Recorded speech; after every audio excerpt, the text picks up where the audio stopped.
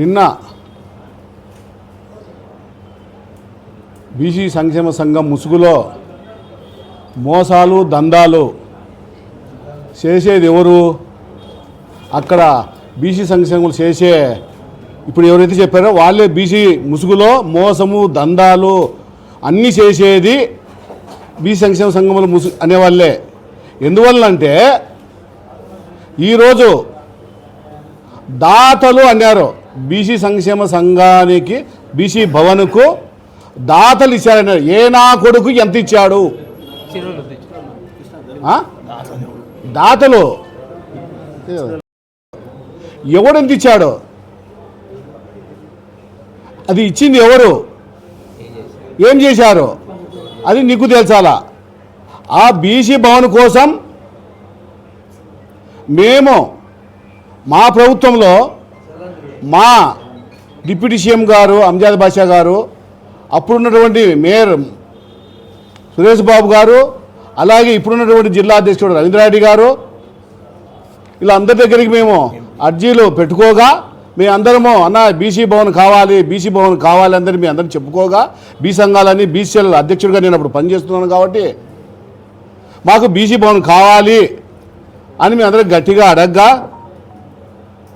అలే మీకు ఇస్తాము అని మా ఎంపీ గారికి వీళ్ళ ముగ్గురు నాయకులు మాకు చెప్పడం జరిగింది. ఎందువల్ల చెప్పడం జరిగిందంటే బీసీ భవన్ ఉంటే బాగుంటుందనే సందర్భంలో మా ఎంపీ గారికి చెప్పడం జరిగింది.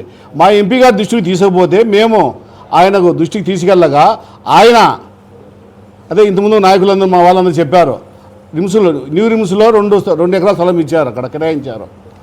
అన్న అక్కడైతే బీసీ విద్యార్థులు చదువుకునేదానికి అనుకూలంగా ఉండదు, రావడానికి పోవడానికి 100 రూపాయల ఆటోకు వచ్చేదానికి 100 రూపాయల ఆటోకు అవుతుంది, అక్కడ వద్దు.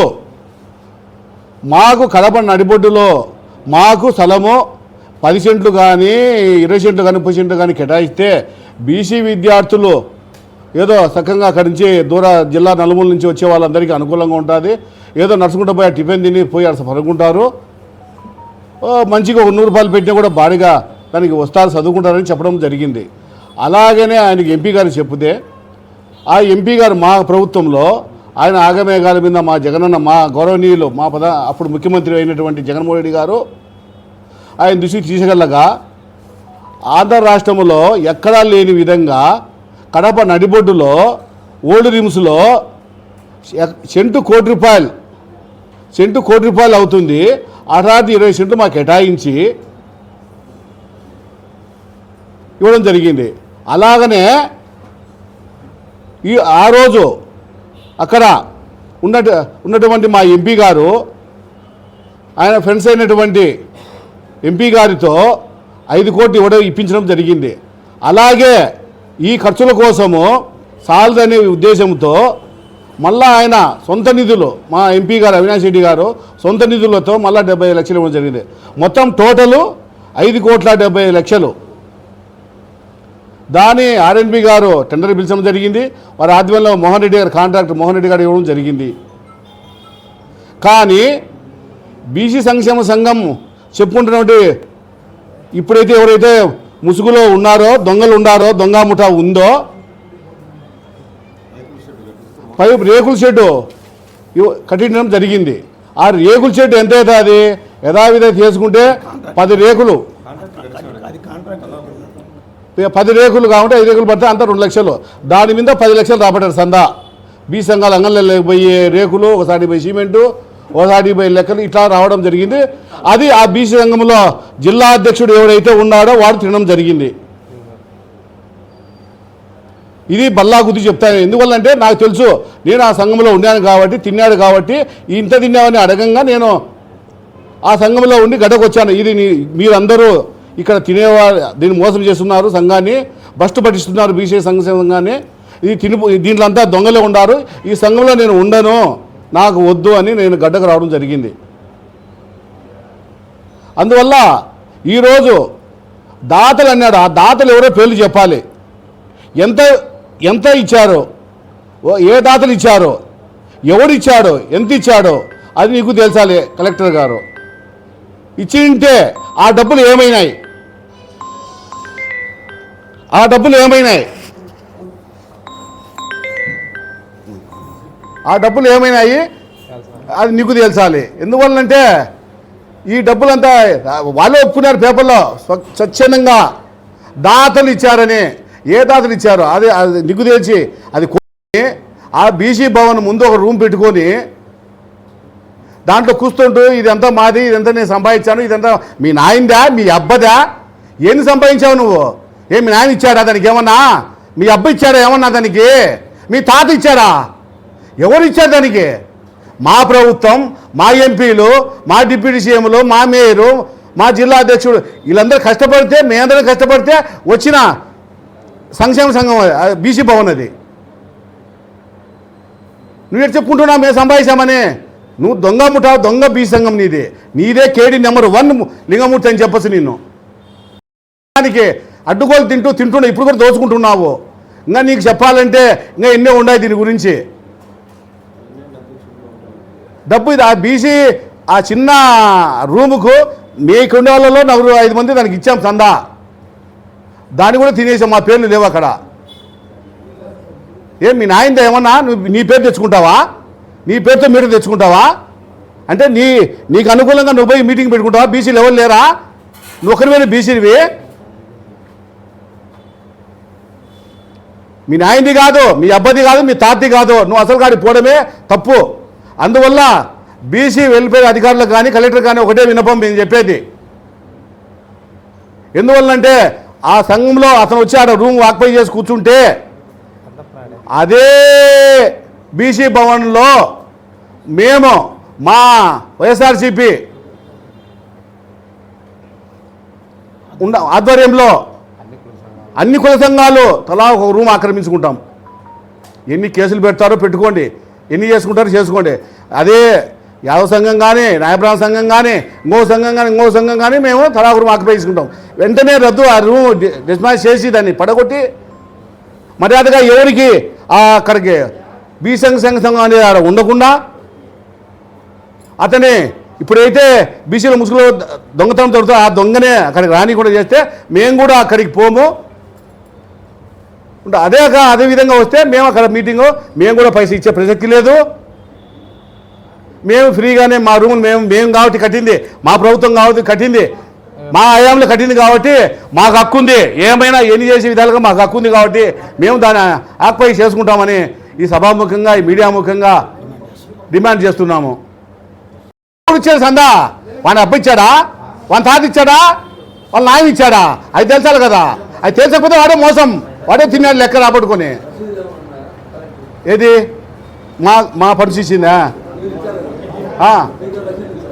మాకేమీ లేదే, వీళ్ళ చూపిలే కదా రసీదులు. అది గవర్నమెంట్కి ఇచ్చింది, అది కాంట్రాక్ట్. అది ప్రైవేట్గా వసూలు చేసినామని వాళ్ళే చెప్తున్నారు కాబట్టి ఎంత వసూలు చేశారో తేల్చి ఆ డబ్బులు మొత్తం బీసీ కోరికి ఉపయోగించాలి. మీరు అడిగేది కష్టం బాగానే ఉంది. ఎందుకంటే దానికి తెలిసింది అతను తెలుసాలా. ఆ రసీదులు అవన్నీ తినింది అతను కదా. ఇప్పుడు మా సాక్షిలో వచ్చింది ఏంది, మేము దాతలు ఇచ్చారు అన్నాడు. ఆ దాతలు ఎవరు ఇచ్చింది, ఎంత డబ్బు రాబట్టావు ఏం తెలుసండి అతను తెలుసాలా. ఆ రసీదులు అయ్యింది అతను తెలుసాలా, మాది కాదు కదా. ఇచ్చాడు సందా, వాడిని అప్పిచ్చాడా, వాని తాత ఇచ్చాడా, వాళ్ళ నాయన ఇచ్చాడా? అది తెలుసాలి కదా. అది తెలిసకపోతే వాడే మోసం, వాడే తిన్నాడు లెక్క రాబట్టుకొని. ఏది మా పరిస్థితిందా? మాకేమీ లేదే, వీళ్ళ చూపిలే కదా రసీదులు. అది గవర్నమెంట్కి ఇచ్చింది, అది కాంట్రాక్ట్. అది ప్రైవేట్గా వసూలు చేసినామని వాళ్ళే చెప్తున్నారు కాబట్టి ఎంత వసూలు చేశారో తేల్చి ఆ డబ్బులు మొత్తం బీసీ కోరికి ఉపయోగించాలి. మీరు అడిగేది కష్టం బాగానే ఉంది. ఎందుకంటే దానికి తెలిసింది అతను తెలుసాలా. ఆ రసీదులు అవన్నీ తినింది అతను కదా. ఇప్పుడు మా సాక్షిలో వచ్చింది ఏంది, మేము దాతలు ఇచ్చారు అన్నాడు. ఆ దాతలు ఎవరు ఇచ్చింది, ఎంత డబ్బు రాబట్టావు ఏం తెలుసండి అతను తెలుసాలా. ఆ రసీదులు అయ్యింది అతను తెలుసాలా, మాది కాదు కదా.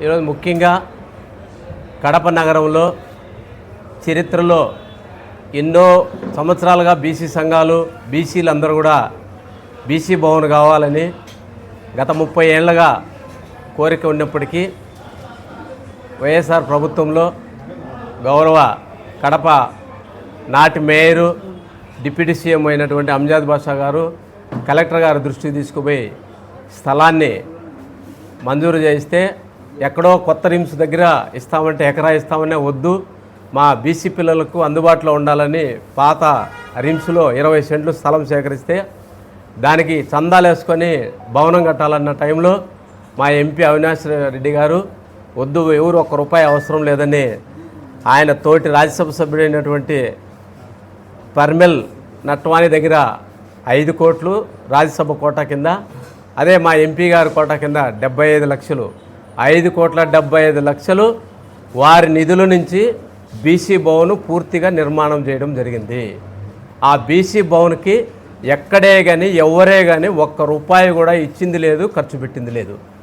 నిన్న కొందరు బీసీ సంఘంగా ఏర్పడి కేవలం ఆ సంఘాల మీద బతికేటటువంటి వాళ్ళు ఆ బీసీ భవన్ మేమే ఏదో కష్టపడి సాధించినామని ఆ బీసీ భవన్ పేరు పెట్టి నిర్మాణం పేరుతో లక్షలు వసూలు చేసుకొని దానిపైన జీవనం సాగించుకుంటూ నిన్న అక్కడ బీసీ పిల్లలకి మహిళలు విద్యార్థులైనటువంటి వారికి హాస్టల్ రేపో మొన్నాడో కూలిపోయే పరిస్థితిలో ఉంటే తాత్కాలికంగా దాంట్లోకి మార్చమని కొందరు బీసీ సంఘం నాయకులు, అదేవిధంగా మా గౌరవ మాజీ డిప్యూటీ సీఎం అంజాద్ బాషా గారు డిఆర్ఓకు కలెక్టర్ గారి దృష్టి తీసుకోబోతే దాన్ని అడ్డుకునింది కాక వాళ్ళు దాని మీద బతుకుదీరు ఏడబోతుందనే ఉద్దేశంతో నిన్న ప్రెస్ మీట్ పెట్టి బీసీల ముసుగులో దీన్ని అడ్డుకుంటున్నారు. మేము 5 లక్షల రూపాయలు దాని మీద ఖర్చు పెట్టినాము, బీసీ భవన్ చందాలతో కట్టినాము, కొందరు సపోర్ట్తో కట్టినామని ప్రెస్ మీట్ పెట్టడాన్ని మేము వైఎస్ఆర్ కాంగ్రెస్ పార్టీ బీసీ నాయకులుగా తీవ్రంగా ఖండిస్తూ ఉన్నాం. ఎందుకంటే వాళ్ళందరూ కూడా ఒకళ్ళు రిప్రజెంటేషన్స్ ఇచ్చుండి తిరిగి ఉండొచ్చు, కానీ ఆ బీసీ భవను ఈరోజు గౌరవ కలెక్టర్ గారికి బీసీ అధికారులకు మేము ఒకటే విన్నవిస్తున్నాం. ఆ బీసీ భవను ప్రభుత్వం ఆధ్వర్యంలో నడుస్తుందా లేదా ఒక కూటమి బీసీ సంఘంగా ఏర్పడినటువంటి దొంగల ముఠా ఆధ్వర్యంలో నడుస్తుందా? ఎందుకంటే ఆ బీసీ భవన్ ఇప్పటికీ కూడా అది నిర్మాణం చేసి 3 సంవత్సరాల పైన అవుతుంది ఓపెన్ చేసి. ఈరోజు కూడా లింగమూర్తి అనే ఒక పేరు మీద కరెంటు బిల్లు వస్తుంది ఆ బీసీ భవన్కి. మరి ప్రభుత్వ బీసీ సంక్షేమ అధికారుల ఆధ్వర్యంలో ఉండాల్సినటువంటి బీసీ భవన్కి కరెంటు బిల్లు ఏ విధంగా అతని పేరుతో వస్తుంది? రెండోది 20 సెంట్ల ఆ స్థలంలో తాత్కాలికంగా రెండు రేకుల షెడ్ వేసుకొని ఆ రోజు వాడుకున్న దాన్ని ఈరోజు అంత పెద్ద బీసీ భవన్కి పార్కింగ్ స్థలం లేకుండా ఆ రూమ్ని సొంత ఆస్తిగా బీసీ సంక్షేమ సంఘం పేరుతో ఆ రూమ్ని ఇప్పుడు కూడా వాడుకుంటూ ఇదంతా కూడా మా ఆధ్వర్యంలోనే ఉంది, దీన్ని అభివృద్ధికి చందాలు ఇవ్వండి అని చెప్పి జిల్లాలో ఉన్నటువంటి పెద్ద పెద్ద బీసీ నాయకులందరితో కూడా ఇప్పటికి కూడా చందాలు వసూలు చేస్తూ ఉన్నారు. ఈరోజు బీసీ భవను ప్రభుత్వానికి సంబంధించినటువంటి బీసీ భవను ప్రభుత్వానికి సంబంధించినటువంటి పేద విద్యార్థులైనటువంటి ఆడపిల్లలు ఉన్నటువంటి బీసీ భవన్ కూలిపోయే పరిస్థితి, బాత్రూమ్లకు డోర్లు లేవు, కరెంటు షాక్ కొట్టే పరిస్థితులు ఉంటే తాత్కాలికంగా ఆ పిల్లల్ని ఆ భవనంలోక మార్చి పైన అన్ని రూములు ఖాళీ ఉన్నాయి మార్చి పర్మనెంట్ రూమ్ తీసుకోవడం అంటే దానికి కలెక్టర్ దగ్గరికి అధికారుల దగ్గరికి పోయి అడ్డుకొని బీసీల ద్రోహులుగా బీసీల వ్యతిరేకంగా బీసీల పేరు చెప్పుకొని దందాలు వసూలు చేసుకునే వాళ్ళు వీళ్ళ బీసీలు ముసుగులో ఉన్నటువంటి దొంగలు వీళ్ళ లేక బీసీల కోసము ఎంతో తపన పడి బీసీలకి ఒక భవనం పర్మనెంట్ భవనం ఉండాలని వైఎస్ఆర్ ప్రభుత్వంలో మా మేయర్ అప్పటి మేయర్ గారు అప్పుడు డిప్యూటీ సీఎం గారు మా ఎంపీ గారు ముఖ్యమంత్రి గారి దృష్టికి తీసుకొని ఇక్కడే అందుబాటులో ఉండాలి స్థలమని 20 సెంట్లు స్థలం సాయం చేసి 5,75,00,000 రూపాయల నిధులు ఇచ్చి బీసీ భవన్ కట్టించి ప్రభుత్వానికి హ్యాండ్ ఓవర్ చేస్తే ఈరోజు ఆ భవనము ఒక కబ్జాగాళ్ళ చేతిలో ఒక దొంగల చేతిలో ఉంటే ఇప్పటికి కూడా దాన్ని ఇన్నిసార్లు అధికారుల దృష్టి తీసుకోకపోతే దాన్ని ఖాళీ చేయించి ఆ రేకుల చెట్టు కొట్టేసి అక్కడ మొత్తము బీసీ భవన్కి ప్రభుత్వం ఆధ్వర్యంలో ఉండకుండా అధికారులందరూ కూడా మీకేమన్నా దీంట్లో వాటాలు ముడుతున్నాయా? మరి బీసీ భవన్లో జరిగేటటువంటి కార్యక్రమాలకు ఇచ్చే డబ్బులు ఏ అకౌంట్లో పడుతున్నాయి? మరి బీసీ భవన్కు 5,70,00,000 ఎంత డబ్బులు వసూలు చేశారు? ఎవరెవరు ఎందరు చందాలు ఇచ్చారు? ఆ డబ్బులు దేని మీద ఖర్చు పెట్టారు?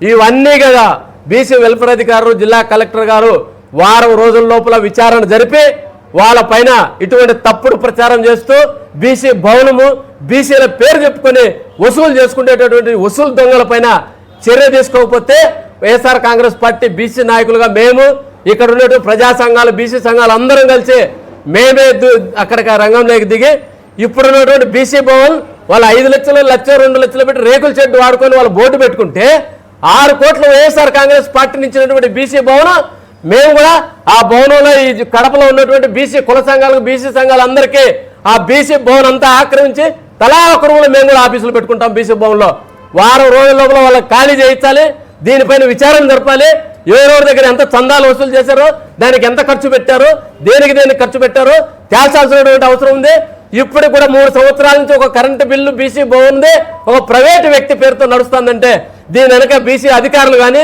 దీని వెనకున్నటువంటి దొంగలందరినీ కూడా కలెక్టర్ గారు వెంటనే తేల్చకపోతే వారం రోజులు ఇక్కడ ఉన్నటువంటి ప్రజా సంఘాలు కుల సంఘాలు బీసీ సంఘాలు అన్నీ కూడా ఆ బీసీ భవన్లో తలా ఒక రూమ్ తీసుకొని మేము కూడా అక్కడ బీసీ మీటింగులు పెట్టుకుంటాం కాబట్టి ప్రభుత్వం ఇప్పుడైనా ఆలోచన చేయాలి ఇటువంటి దొంగలు పేపర్లలో ఇస్తే ఈ రోజు జిల్లాలోని ప్రజలందరూ బీసీలందరూ కూడా అడుగుతా ఉన్నారు వైఎస్ఆర్ కాంగ్రెస్ పార్టీ అధికారంలో ఉన్నప్పుడు మీరు స్థలం సేకరించి డబ్బులు వైఎస్ఆర్ కాంగ్రెస్ పార్టీ పార్లమెంట్ సభ్యులు ఇచ్చి బీసీ భవన్ కట్టించి మేము చందాలు వసూలు చేశాం దాతలతో బీసీ భవన్ కట్టించాం బీసీ ముసుగులో దీన్ని అడ్డుకుంటున్నారని చెప్పేటటువంటి ఈరోజు పేపర్లలో వస్తే మరి బీసీ ప్రజలందరూ కూడా ఏ విధంగా ఆలోచన చేస్తారు వాళ్ళు కట్టారా వైఎస్ఆర్ ప్రభుత్వం కట్టిందా మరి దీనిపై నిజాయితీ తేల్చాల్సిన అవసరం బీసీ వెల్ఫేర్ ఆఫీసర్ గారికి జిల్లా కలెక్టర్ గారికి ఉంది మరి వెంటనే దీనిపైన విచారణ జరిపి ఎవరెవరి దగ్గర డబ్బులు వసూలు చేశారు ఎవరెవరు తిన్నారు ఎవరెవరు దొంగలు ఉన్నారో వాళ్ళందరినీ తేల్చాలి అదేవిధంగా అక్కడ ఆక్రమించినటువంటి దాన్ని తొలగించి మొత్తం 20 సెంట్లకు సంబంధించిన బౌండరీని బీసీ భవన్కి ఏర్పాటు చేయాలి వారం రోజుల లోపల కరెంటు బిల్లు అన్నీ మార్చి బీసీ అధికార ప్రభుత్వం పేరుతో కరెంటు బిల్లు ఉండాలి ఇవన్నీ చేయకపోతే బీసీ భవన్ని కుల సంఘాలన్నీ కూడా మేమందరం కూడా ఆక్రమించి ప్రతి ఒక్క రోజు మా కుల సంఘాలన్నీ కూడా మేము కూడా అక్కడే ఏర్పాటు చేసుకునే దానికి సిద్ధంగా ఉన్నామని మీ ద్వారా అధికారులను హెచ్చరిస్తున్నాం కోరుతున్నాం డిమాండ్ చేస్తున్నాం. మీడియా మిత్రులందరికీ నమస్కారాలు. ఈరోజు ముఖ్య ఉద్దేశం రాష్ట్రంలో ఎక్కడా లేని విధంగా మన కడప జిల్లాలోనే మొట్టమొదటి బీసీ భవన్ ప్రభుత్వం తరఫున ప్రభుత్వ నిధులతో ఏర్పాటు చేసింది. మొట్టమొదట మన ఏపీలో ఫస్ట్ మన కడప జిల్లాలో. అందుకు సంబంధించి కొందరు కుల సంఘ నాయకులు అందరూ కలిసి మా మాజీ మేయర్ సురేష్ బాబు గారి దగ్గరికి, తర్వాత మాజీ డిప్యూటీ సీఎం అమ్జద్ బాషా గారి దగ్గరికి, జిల్లా అధ్యక్షులు రవీంద్రనాథ్ రెడ్డి దగ్గరికి అందరూ వచ్చి ఎంపీ గారి దగ్గరికి కూడా అవినాష్ రెడ్డి గారి దగ్గర కూడా మాకు బీసీ భవన్ లేదు, బీసీ కులాలకు సంబంధించిన ఏ ఒక్క సమావేశానికి కానీ లేదంటే బీసీ విద్యార్థులు ఎవరైనా జిల్లా నుండి వచ్చి కోచింగ్ సెంటర్కి వచ్చినప్పుడు వాళ్ళకు వసతి భవనాలు లేవని కోరిన వెంటనే అప్పట్లో ముఖ్యమంత్రి గారి దృష్టికి తీసుకెళ్ళి మా నాయకులు తీసుకెళ్ళిన తర్వాత అక్కడ ఓల్డ్ రిమ్స్ న్యూ రిమ్స్ దగ్గర 1 ఎకరా స్థలం బీసీ భవన్కు కేటాయిస్తామంటే లేదు ఇప్పుడు బీసీలు ఇప్పుడే చాలా ఇబ్బందుల్లో ఉన్నారు, బీసీ విద్యార్థులు ఏదైనా చదువుకొని స్టడీ సర్కిల్ కానీ ఈ ఒక రూమ్ కావాలంటే కూడా చాలా దూరం పోవాల్సి వస్తుంది, దానివల్ల ప్రయోజనం లేదని మా బీసీ సంఘ నాయకులు మేము బీసీ నాయకులం అందరం కూడా కోరిన వెంటనే మా నాయకులు కూడా ముఖ్యమంత్రి గారి దృష్టికి తీసుకెళ్ళి పాత రిమ్స్లో 20 సెంట్ల స్థలాన్ని కేటాయించుకొని ప్రభుత్వం నుండి బీసీ భవన్ కేటాయించే విధంగా ప్రయత్నం చేశారు, ముఖ్యమంత్రి గారు కేటాయించారు. అందులో భాగంగా అప్పట్లో చందాలతో రాబట్టి బిల్డింగులు కట్టిస్తామని మా అందరూ చర్చించుకుంటే అట్లా వద్దు, మా ఎంపీ గారు చొరవ తీసుకొని ₹1 ఎవరి చందా వద్దు ఏమొద్దు మనం ప్రభుత్వం ద్వారా కట్టించామని మా వాళ్ళు తిరిగారు, అందరూ తిరిగారు, అన్ని కుల సంఘాలు తిరిగి ప్రయత్నం చేస్తేనే ఈ పొద్దు వచ్చింది. కానీ ఈ పొద్దు ఏదో మేము బీసీ సంక్షేమ సంఘం ద్వారా చేశామన్నట్టు ఆడ కూర్చొని మేమేదో కొందరు దాతలు సహకారం అన్నారు. ఎవరి దగ్గర డబ్బులు రాబట్టారో అది ముందు నిగ్గు తేల్చండి, ఎవరి దగ్గర ఎంత డబ్బులు తీసుకున్నారో అది కూడా నిగ్గు తేల్చాలా, ఎవరి దగ్గర ఎంత రాబట్టారో ఎంత బిల్డింగ్ కట్టారో అది ముందు చెప్పండి. చెప్పిన తర్వాత మీ పైన చర్యలు ఉంటాయి. ఎందుకంటే ముందు చెప్పండి దేనికి ఖర్చు పెట్టారు. అదే కాకుండా దాని పక్కన ఒక రూమ్ ఉంది. ఆ రూమ్కి ఏదో మీరు 5 లక్షలు ఖర్చు పెట్టామంటారు. 5 రూపాయలు కాదు, మీరు 5 పైసలు ఖర్చు పెట్టలే. నేను చెప్తా ఇప్పుడు. అది ఆనాడు ఏవి మోహన్ రెడ్డి అనే కాంట్రాక్టర్కి ఆ వర్క్ వస్తే అతను సిమెంట్ గోడౌన్కి, అతని సామాన్ల గోడౌన్కి లేబర్ కోసం ఆ పక్కన ఉన్న రూముని నిర్మాణం చేశారు. ఆ నిర్మాణం రూమును ఆయన డిస్మాండింగ్ చేసే తరుణంలో మీరు ఆయనను రిక్వెస్ట్ చేసి మేము వాడుకుంటామయ్యా అని ఆ రిక్వెస్ట్ చేస్తే ఆయన మీకు తాళం చెవి ఇచ్చిపోయారు. ఆ రూమును కూడా అక్కడ బీసీ సంక్షేమ సంఘం అని ఒక మీటర్ పెట్టుకొని మీరు ఇవన్నీ నాటకాలు ఆడుతున్నారు. ఆ 5 లక్షలు కూడా మీరు స్కామ్ చేశారు. మీ నోట్తో చెప్పిన మాట కూడా మీరు చాలా దుర్మార్గాన్ని పాల్పడుతున్నారు. ఇవన్నీ కూడా మీరు ఈ పొద్దు ఎంత ఎవరి దగ్గర డబ్బులు రాబట్టింది కూడా ముందు తేల్చాలి. అదే కాకుండా ఇప్పుడు కూడా కలెక్టర్ గారు కానీ బీసీ వెల్ఫేర్ ఆఫీసర్ కానీ వెంటనే ఈ మీటరు మీరు ప్రభుత్వం పేరు మీద వెంటనే మార్చాలి. వెంటనే ఆ రూమును కూడా డిస్మాండ్ చేయాలి. మీరు వారం 10 రోజుల్లో మీరు కన్నా ఆ రూమును డిస్మాండ్ చేయకపోతే ఈ జిల్లాలో ఎన్ని కుల సంఘాలు ఉన్నాయో అన్ని కుల సంఘాల ఆధ్వర్యంలో అందరూ కూడా ఓల్డ్ రిమ్స్లో ఖాళీ ఉన్న స్థలాల్లో మేము కూడా బిల్డింగులు కట్టేదానికి కూడా ముందుకు వస్తాం. ఆ పొద్దు మా మీద ఎన్ని కేసులు పెట్టినా భయపడే ప్రసక్తే లేదు. ఎందుకంటే వాళ్ళు అక్కడ బిల్డింగ్లో కూర్చొని మీటింగ్లు పెట్టుకొని చేస్తూ ఉంటే మీరు అధికారులుగా వాళ్ళపైన ఎటువంటి చర్య తీసుకోకుండా అదే రూమ్లో వాళ్ళ మీటర్లు పెట్టుకొని వాళ్ళు ఎన్ని చేస్తున్నారంటే మీరు ఎట్లా ఊరుకున్నారు. కాబట్టి వారం 10 రోజుల్లో వాళ్ళు ఏదైతే ఆఫీస్ రూమ్కు కాంట్రాక్టర్ కట్టిన రూమ్ను వెంటనే తొలగించకపోతే మేము కూడా మా కుల సంఘాల ఆధ్వర్యాల్లో వారు అన్ని రిమ్స్లో ఓల్డ్ రిమ్స్లో ఉన్న స్థలంలో అందరూ అన్ని కుల సంఘాలు కూడా అక్కడ రూములు నిర్మించడానికి ముందుకు వస్తాం. దానికి మా వైఎస్ఆర్ కాంగ్రెస్ పార్టీ బీసీసీఎల్ఏ నాయకత్వం కూడా వహిస్తుంది. ఎవరు ఎన్ని కేసులు పెట్టినా భయపడే ప్రసక్తే లేదు. ఇప్పుడు కరెంటు వారికి కూడా ఒకటే హెచ్చరిస్తున్నాం. ఏదన్నా పేదవాడు ఎక్కడన్నా డీకేటీలో ఒక కరెంటు మీటర్ కావాలంటే రకరకాల ఎన్నో గైడ్ లైన్స్ ఎన్నో కండిషన్స్ పెడతారే. మీరు ఈ బీసీ భవన్కి ఏ విధంగా మీరు మీటర్ ఇచ్చారు? కుల సంఘం పేరుతో ఒక సంఘం పేరుతో ఇచ్చారు. ముందు ఈ కరెంటు మీటర్ ఇచ్చిన అధికారులపై కూడా చర్య తీసుకోవాలి. కాబట్టి ఇప్పటికైనా బీసీ సంఘ ఏదైతే ఆ బిల్డింగ్ కట్టారో ఆ బిల్డింగ్ని వెంటనే డిస్మాండ్ చేయాలి. ఈ విధంగా ఈ డబ్బును మేము దాతలు సహకారం అన్నారు, వాళ్ళు ఎవరి పేరు చెప్పలే, దాతలు అన్నారు. ఏ దాతల దగ్గర ఎంతెంత డబ్బు రాబట్టారో దానిపైన కూడా విచారణ జరిపించి ఇటువంటి దుర్మార్గమైన చర్యకు పాల్పడుతున్న వారిపైన చర్యలు తీసుకోవాలని కోరుతున్నాం.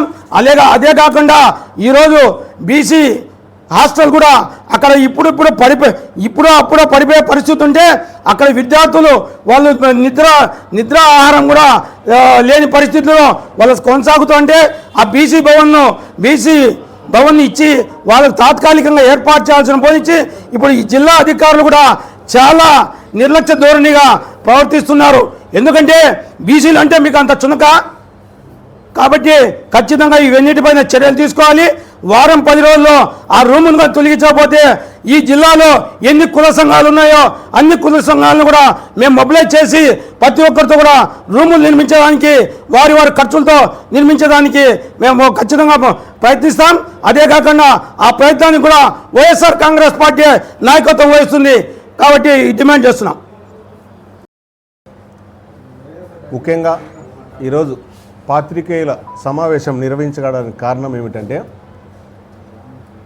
బీసీ సంక్షేమ సంఘం అనే ఒక సంఘం ఇవాళ సాక్షిలో వచ్చిన పేపర్ ఆధారంగా ఈరోజు డిప్యూటీ సీఎం అమ్జద్ బాషా గారి కార్యాలయం నందు ప్రెస్ మీట్ ఏర్పాటు చేశాం. ఇక్కడ మన సాక్షి పేపర్లో వాళ్ళు ప్రెస్ మీట్లో మాట్లాడినటువంటి మాటలు, బీసీ భవనం కడపలో ఉండేటువంటిది మేము దాతల దగ్గర విరాళాలు సేకరించి బీసీ భవన నిర్మాణం చేశాము అని చెప్పడం. ఈ బీసీ భవన నిర్మాణానికి బీసీ సంఘాలు ప్రతి ఒక్కటి కొన్ని దశాబ్దాల కాలంగా అహర్నిశలు పనిచేసి బీసీ భవన్ కావాలని ప్రతి ఒక్కరి దగ్గర, ఎమ్మెల్యేల దగ్గర, ఎంపీల దగ్గర తిరిగి వేసారిపోయినటువంటి మా బీసీ సంక్షేమ సంఘాలు, బీసీ సంఘాలు ప్రతి ఒక్కటి చేశాయి. ఇందులో భాగంగా వైఎస్ జగన్మోహన్ రెడ్డి గారు మన కడప జిల్లా నుంచి ముఖ్యమంత్రి కావడం వల్ల ఈయనైతే ఖచ్చితంగా మాకు బీసీ భవన్ ఇస్తాడనే ఉద్దేశంతో మేము స్వచ్ఛందంగా మాజీ మేయర్ అయినటువంటి కొత్తిమద్ది సురేష్ బాబు గారి దగ్గరికి వెళ్ళి ఈ బీసీ భవనం కోసం మాకు ఒక 2 ఎకరాలు స్థలం కేటాయించాలని అడిగితే ఆయన ఆగమేఘాల మీద 2 నెలల్లో 2 ఎకరాల స్థలాన్ని కేటాయించారు. పోయి చూసుకోండి, మీకు ఆ స్థలం అయితే బాగుంటుందా అని ఓల్డ్ రిమ్స్ పరిసర ప్రాంతాల్లో చూపించారు. న్యూ రిమ్స్, కొత్త రిమ్స్ పరిసర ప్రాంతాల్లో చూపించారు. అయితే అక్కడ ఈ బీసీ భవనం కట్టడం వల్ల మా బీసీలు ఎక్కడెక్కడి నుంచో వచ్చి అక్కడికి స్టడీ సర్కిల్ అనేది ఏర్పాటు చేస్తే ఇబ్బంది కలుగుతుంది. ఆటోలలో పాత బస్టాండ్ నుంచి పోవడానికి ఒక 6 కిలోమీటర్ల దూరము, మహిళలు వాళ్ళు వీళ్ళు ఇబ్బంది పడతారనే ఉద్దేశంతో మేము అతని దృష్టికి తీసుకెళ్ళి ఇక్కడైతే మాకు ఇబ్బందులు కలుగుతాయి, దయవుంచి మాకు 2 ఎకరాలు వద్దు, ఎకరా వద్దు, 50 సెంట్లు వద్దు, మాకు కడప నట్టి నడిబొడ్డును ఎక్కడైనా ఒక 20 సెంట్లు కానీ 30 సెంట్లు కానీ కేటాయించమని అడిగితే ఆయన అది చేయాలంటే కడపలో కొంచెం ఇబ్బంది కదా, ఏం చేయాలా మీరు ఒక్కసారి నేను అవినాష్ రెడ్డి గారితో మాట్లాడతాను, మీరు వెళ్ళి కలిసండి అని చెప్తే అమ్జద్ బాషా గారి దగ్గరికి వచ్చి అదేవిధంగా డిప్యూటీ సీఎం అయినటువంటి అమ్జద్ బాషా గారి దగ్గరికి వచ్చి కూడా మాట్లాడాం. ఆయన ఇమీడియట్లీగా అవినాష్ రెడ్డి గారికి ఫోన్ చేసి మీరు వెళ్ళండి, నేను చెప్పినాను, ఆయన ఏదో ఒకటి మీకు పరిష్కారం చేస్తారంటే